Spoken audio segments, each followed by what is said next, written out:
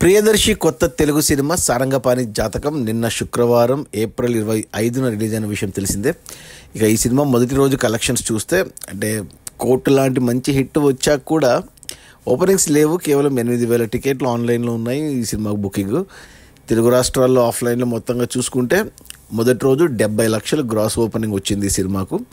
ఇంకా Karnataka and overseas నుంచి మరో 20 లక్షలు గ్రాస్ వచ్చింది. ఇలా టోటల్గా మొదటి రోజు సారంగపాణి జాతకం సినిమా 90 లక్షలు గ్రాస్ కలెక్ట్ చేసింది.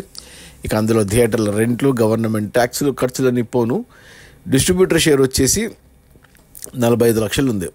ఈ సినిమా హిట్ అవ్వాలి థియేటర్లలో అంటే 4 కోట్లు డిస్ట్రిబ్యూటర్ షేర్ రావాలి.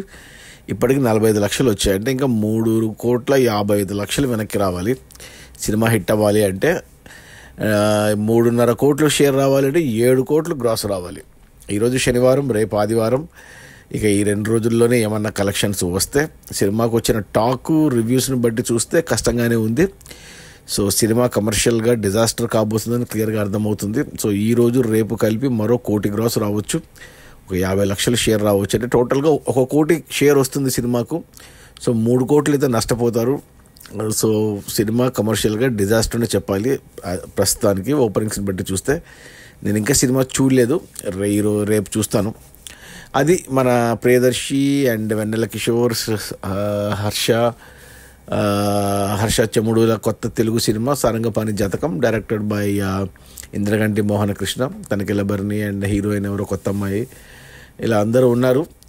సినిమా వచ్చేసి మొదటి రోజు కేవలం 90 లక్షల గ్రాసు, అందులో డిస్ట్రిబ్యూటర్ షేర్ వచ్చేసి 45 లక్షలు. సినిమా హిట్ అవ్వాలంటే 4 కోట్లు షేర్ రావాలి. ఇంకా 3.5 కోట్లు షేర్ రావాలి, ఒక 50 లక్షలు వస్తాయి వెనక్కి. సో 3 కోట్ల నష్టాలతో సినిమా కమర్షియల్గా disaster as of now. Okay, bye.